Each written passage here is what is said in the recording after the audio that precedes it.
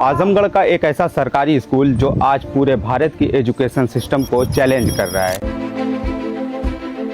आज जहां private school सिर्फ एक बिजनेस बनकर रह गए हैं, वहीं सरकारी स्कूलों का हाल तो आपको पता ही है।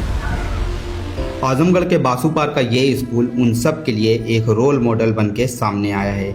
यहाँ की हर क्लास एसी से लैस है, वाईफाई की सुविधा भी है, बच्चों के पढ़ने के लिए मॉडर्न लाइब्रेरी, कंप्यूटर लैब और खेलने के लिए प्लेग्राउंड, पीने के लिए आरओ वाटर, लंच के लिए भोजनालय और एक साफ सुथरा किचन। और ये सब मुमकिन हुआ है गांव के प्रधान और स्कूल की प्रिंसिपल की लगन और मेहनत से। जब हमने स्कूल की एक टीचर से बात की तो उन्होंने बताया, मेरा नाम स्मिता राय, सहायक अध्यापक। यहाँ की हालत बहुत ख़राब थी, बहुत ही स्थिति खराब थी। यहाँ फील्ड में गड्ढे, कमरों में गड्ढे, मतलब सब कमरे बेकार थे।